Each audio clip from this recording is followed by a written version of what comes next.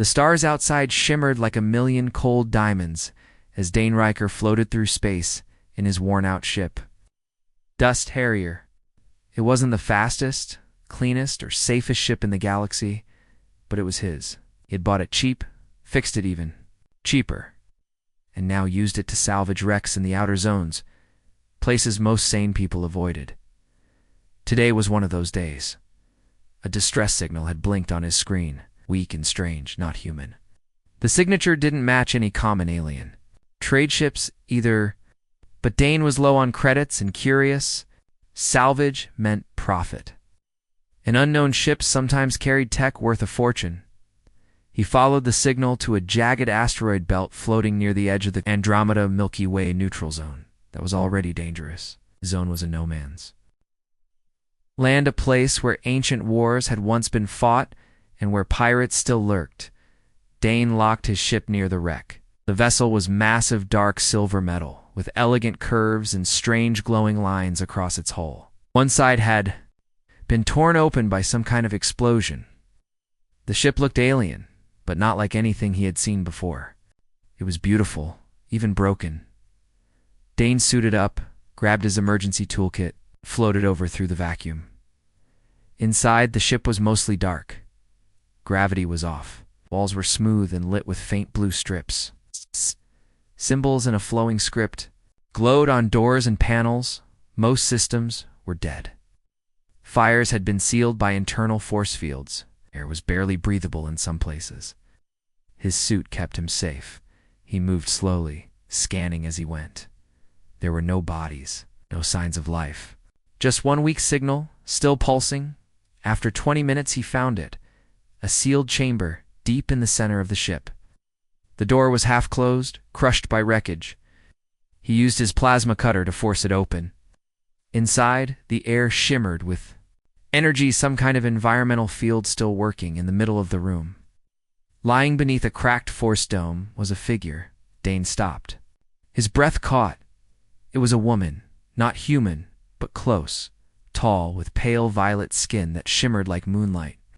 Her long white silver hair floated around her face in the low gravity.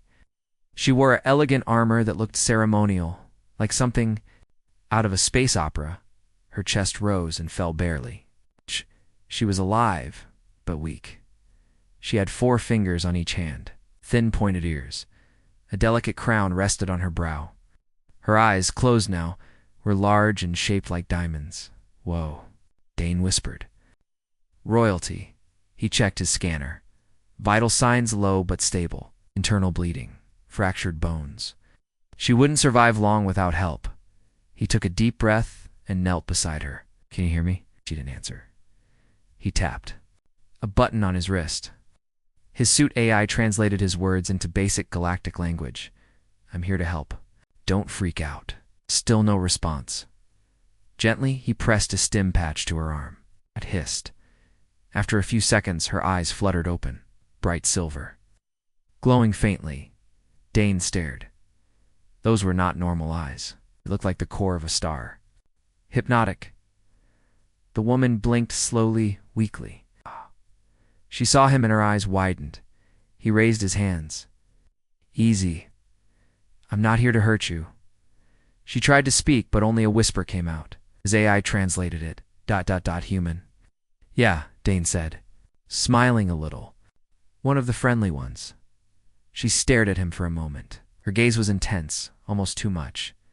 Then she closed her eyes again, exhausted. Dane worked quickly. He stabilized her wounds, set up a portable life support unit, and activated a field stretcher. She needed real medical help, but she'd survive for now. As he lifted her onto the stretcher, he looked at her again. Her face was calm, but there was something powerful there. Pride, strength, beauty. 2. Without thinking, he muttered, You have great eyes. The translator repeated it in her language. Her eyes opened immediately. She stared at him, and then something strange happened. She gasped, her body tensing. Her eyes widened further, glowing brighter. She reached up with trembling fingers and touched his chest plate just over his heart. Then, slowly, she lowered her head and bowed deeply. Dane froze. What just happened? The translator. Blink, struggling, recognition acknowledged, Heart offering accepted. Alliance sealed? Wait, what? No, what alliance? The woman said something weakly. The translator responded, mate bond initiated. Courtship, complete. Dane stared at her. Oh hell. Back on his ship, Dust Harrier, Dane paced nervously while the alien woman rested on the medbed. He had removed her armor and placed her under clean energy fields. Her name, according to the translator, was Excelia, Princess of the Netherian. Ascendancy. He didn't know much about the Netherians, except they were powerful, rich, and kept to themselves. Rumors said they considered humans primitive. Some claimed they'd declared war on species for less than a handshake. And now, Dane had apparently married one by accident. He ran his hand through his hair. All I said was, "You have great eyes." That's just a compliment. The ship's AI pinged. A message blinked across the screen. Incoming hyperspace signal. Vessel. Class. Netherian Royal Fleet. ETA. 6 hours. Dane groaned. Oh no. Dane Riker leaned against the wall of his ship's small medbay. Arms crossed, eyes fixed on the strange alien woman lying on the medbed. Name Excelia code in his head like a warning siren. She was still unconscious, but the machines said her condition was stable. Her silvery hair glowed faintly under the soft light. She looked peaceful now, not at all like someone who just accidentally got engaged to a human stranger. Dane let out a slow breath. This is bad. The ship's AI responded. Clarify. Define bad. Bad as in, I complimented an alien princess, and now I'm probably her husband. Dane rubbed his forehead, and her royal family's sending a war fleet here in 6 hours. There was a long silence from the AI confirmed. That is statistically unlikely, but bad. Dane stared at the med screen, showed strange symbols, and medical data the AI was still learning to translate. The only thing he truly understood was the royal crest on her armoran ornate star, with a serpent wrapped around it. He didn't need to know the language to recognize trouble. He sat down on a crate and opened a protein bar. He wasn't hungry, but chewing helped him think. Excelia had touched his chest and bowed after he complimented her eyes. Translator interpreted it as a courtship acceptance. Maybe it's just a misunderstanding, Dane mumbled. Maybe. She was confused. Maybe I didn't actually say what they think I said. But deep down he knew better. The translator had been clear, and the moment felt too strange, too intense to be nothing. The medbay door hissed open. Excelia stood there, leaning weakly on the frame. She wore a light recovery robe, her silver hair now tied back. Her glowing eyes stared at him, full of quiet strength and confusion. You are Dane Riker, she said slowly. He stood up. Yeah, you're awake. She looked around. This vessel is yours. He nodded. It's not much, but it kept you alive. There was a long silence. Finally, she said, you saved me, healed me, protected me, and then you, ... spoke the ritual words. He winced. Yeah, about that. Oh, I didn't know they were ritual words. Her head tilted slightly. You did. Not intend the bond? No. I mean, listen, you have great eyes. Yeah, but I didn't mean to propose to you. Dane said quickly. In human culture, that's just a compliment. Nothing serious. Not a marriage ritual. Excelia blinked. Her expression didn't change much, but something in her posture softened. Then, you did not know what your words meant? Not a clue, Dane said. I swear I was just trying to keep you calm. She nodded slowly, then walked forward, steadying herself. This is ... complicated. No kidding. They both sat down. Excelia rested her hands on her lap, her fingers interlacing in a graceful gesture. She looked at him again. In Netherian tradition, the words "you have great eyes," if spoken during a rescue, while placing one's hand over the heart fulfills the conditions of the soul recognition ritual. Dane groaned. Great. So you people marry based on eye compliments and timing? She didn't smile, but her eyes sparkled faintly. There are layers to the tradition. But yes, in our culture, Those conditions confirm mutual fate. I'm sorry. I didn't mean it that way. I understand. But the ritual is now recorded by my ship's diplomatic AI.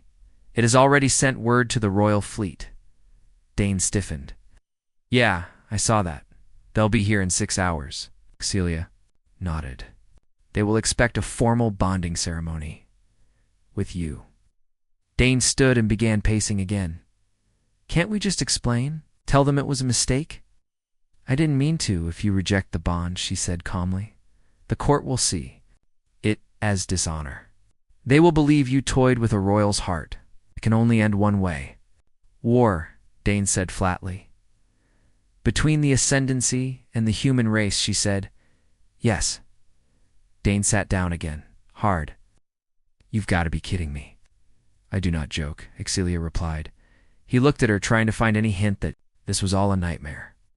She looked serious, Reg 11, in a borrowed robe, on a salvage ship.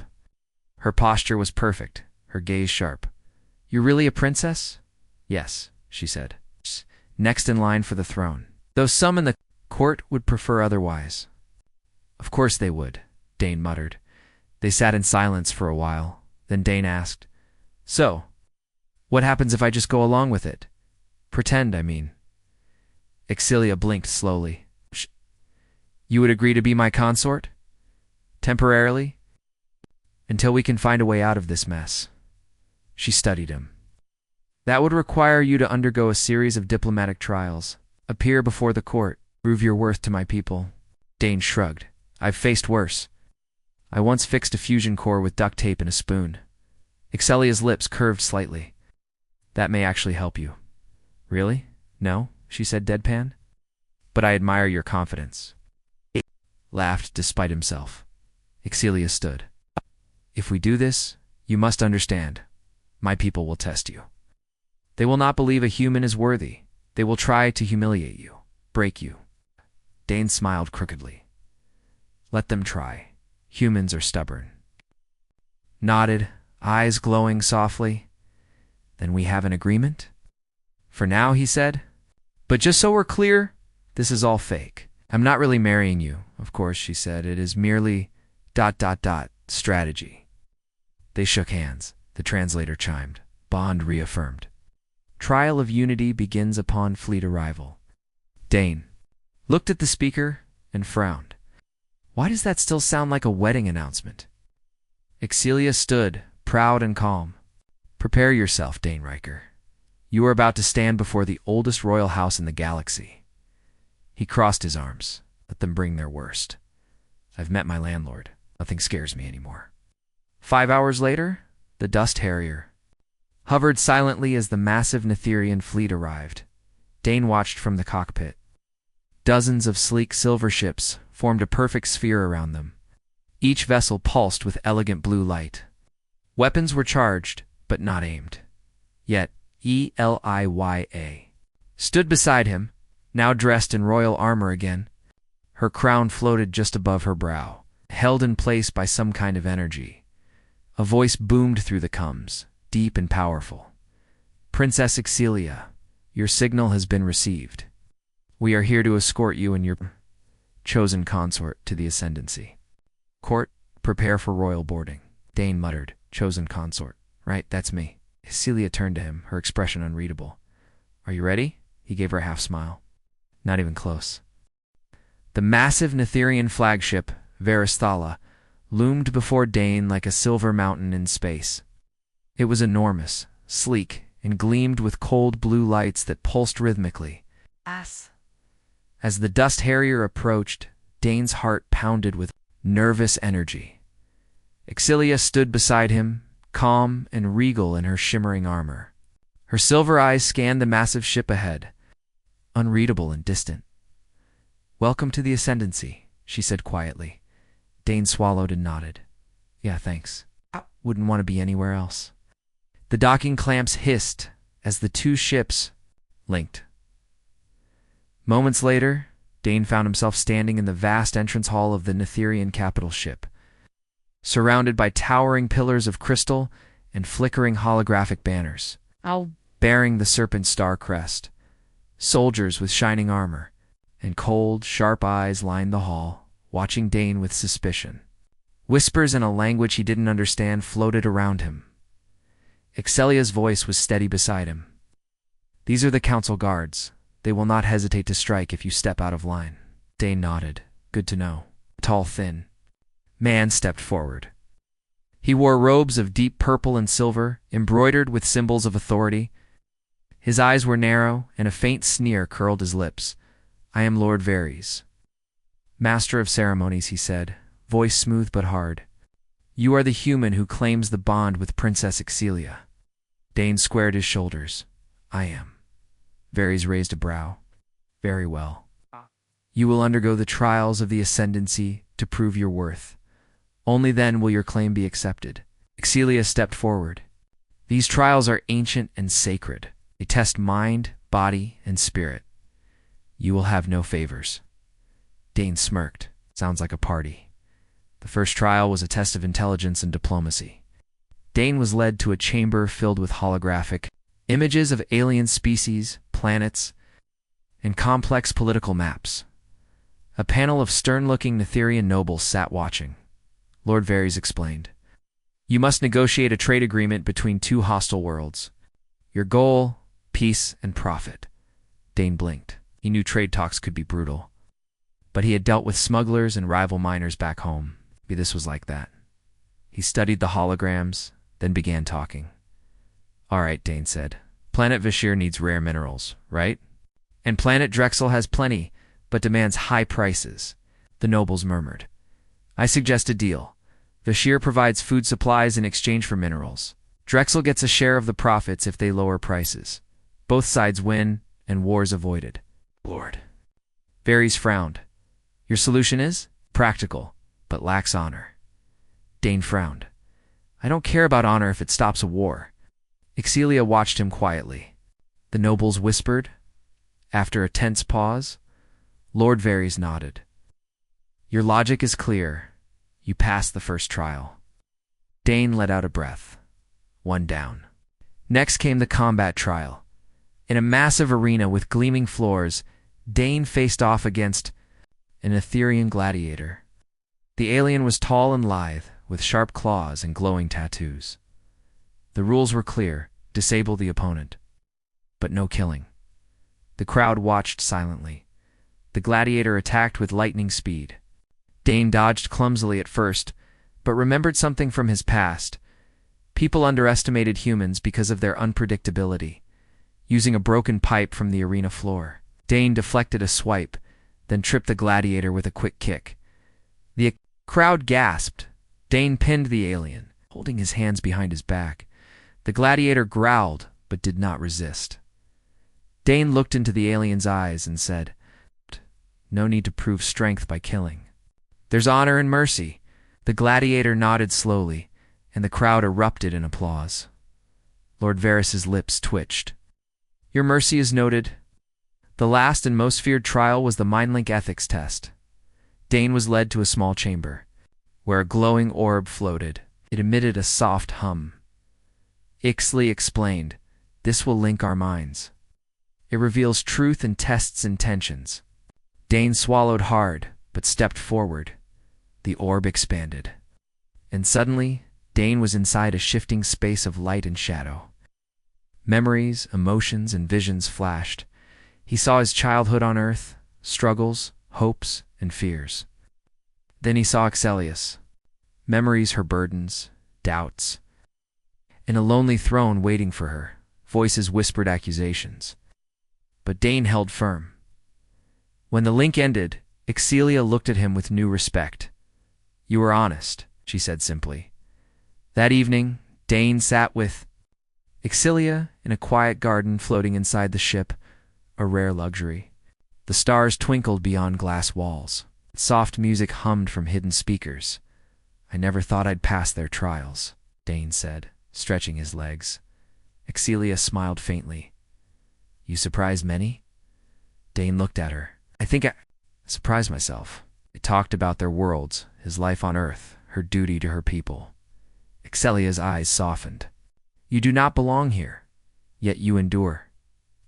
Dane shrugged. "Humans adapt. It's what we do." She reached out, touching his hand lightly. Perhaps, she said, the bond was not an accident. Dane grinned. Well, I'm not going anywhere. Just yet. Suddenly, alarms blared throughout the ship. Lord Varys appeared, his face grim.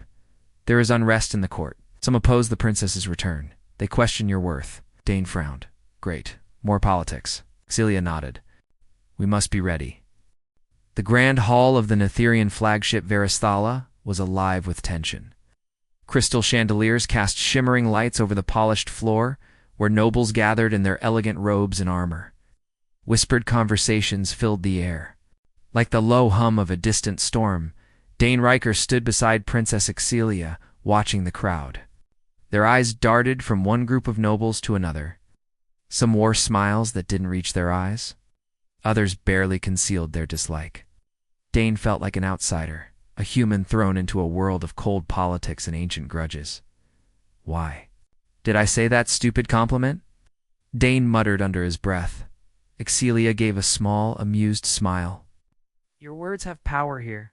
They carry meaning beyond what you intended. Dane shook his head. I'm pretty sure I just got us into trouble. A tall figure approached, the commander of the royal guard, a stern woman named Varela. Her silver hair was pulled tight into a braid, and her eyes were sharp as a hawk's. Princess, Varela said, bowing deeply to Celia, then turning her gaze to Dane, consort, the court awaits your presence. Dane felt his throat tighten, but nodded. Lead the way.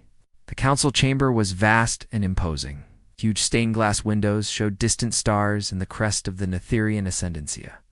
Serpent wrapped around a radiant star.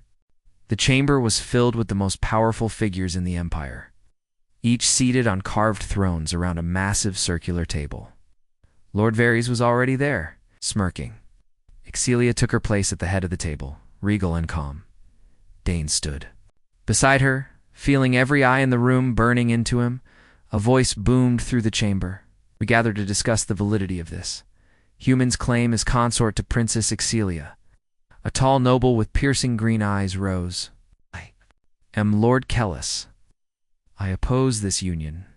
The human race is primitive and unworthy of our princess's hand. Murmurs of agreement rippled through the chamber. Dane clenched his fists. Look, I get it. I'm not from your world, but I've passed your tests. I'm here because I saved her life, Lord Kellis sneered. Saving a life does not make you worthy of alliance or marriage. You are a distraction. Celia's voice rang out, steady and clear. Enough. This council must act with honor. Dane has proven himself through the trials. His claim is legitimate. Lord Varys chuckled. Trials do not guarantee acceptance. The heart of the ascendancy is tradition. Another noble lady Cirith stood. There is more at stake. The union could upset the balance of power. We must consider the consequences. Dane spoke. I'm not here to upset anything.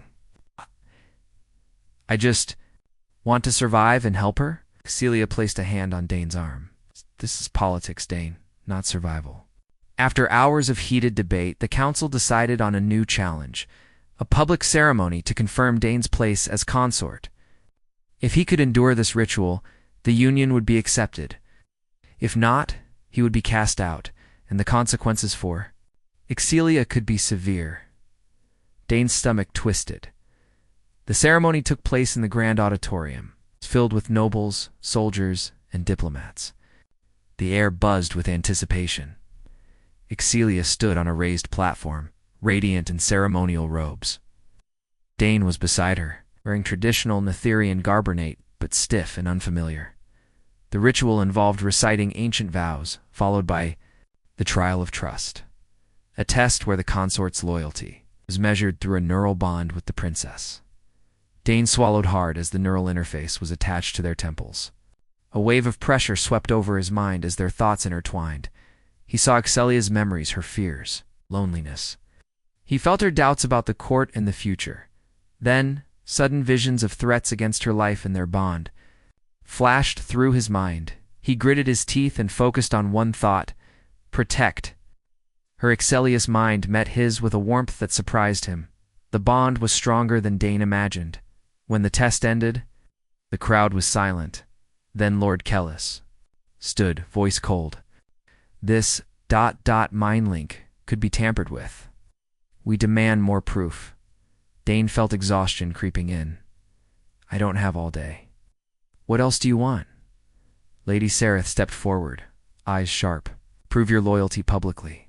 Serve the ascendancy. In the following days, Dane found himself navigating a complex maze of court politics, espionage, and intrigue. Nobles whispered behind his back. Assassins lurked in shadowy corridors. Excelia was by his side, guiding him, teaching him the ways of her people. She trusted him now, more than anyone else. But trust was fragile. One night, Dane overheard a secret meeting between Lord Kellis and shadowy figures plotting to overthrow Excelia. He confronted Excelia with what he learned. Her face hardened. We must act carefully. Open conflict will destroy us. Dane frowned. Then what do? We play their game, she said. Use their own rules against them. Dane trained with the Royal Guard, learning swordplay and tactics. He met allies among the nobles, those who saw potential in him. Slowly, he earned respect. His human stubbornness became a weapon. He challenged tradition, not with violence, but with courage and honesty. The court was watching, and the stakes were higher than ever. One evening, Stain and Excelia stood on the observation deck, stars stretching endlessly before them. She looked at him. You are more than a consort, Dane. You are a symbol of hope, he smiled, or a walking disaster. She laughed softly. Perhaps both. The war for the throne had begun. The air on the Netherian capital ship was sharp and heavy with tension. The walls seemed colder. The guards stood stiffer. Whispers passed between nobles like silent storms. Something was coming and everyone could feel it. Dane Riker stood in the war hall beside Princess Excelia. His armor, though ceremonial, felt like real weight now. His fingers tapped the hilt of the blade given to him by the Royal Guard. He wasn't just a guest anymore. He was a target. The rebellion against Excelia had begun in secret. Now it was spreading fast. Lord Kellis, the proud noble who had always looked at Dane with disgust, had finally made his move. Ow. Ships loyal to him had turned their guns toward the Veristhala. There were whispers of betrayal inside the ship. Some nobles had already fled. The rebels want the throne, Excelia said, her voice calm but cold. They believe humans are beneath us. They believe emotions are weakness. Dane looked at her. Then they're afraid of us, of change. She gave him a sharp glance. They are afraid of what we represent. A future not ruled by bloodlines and old pride. A future of unity. Dane gave a bitter smile. Guess I'm scarier than I thought. That night, an explosion shook the lower deck. Sirens screamed. Lights flashed across the hallways. Dane grabbed a communicator. Virella. Status? The commander's voice came through, steady despite the chaos. Saboteurs breached the power core. Secondary systems are holding. But they're trying to cut the princess off from the command deck. Dane turned to Excelia. They're coming. For you, she nodded. Then we make our stand. Dane took her hand without thinking. She didn't pull away. They rushed through the halls, side by side. A dozen royal guards followed, weapons ready. But as they neared the control chamber, a thick wall of armored rebels blocked the path, by order of Lord Kellis. Their captain shouted, "The princess is under arrest. The human will be executed." Dane stepped forward before Excelia could respond. He raised his voice so everyone could hear. "This is how you treat a future empress.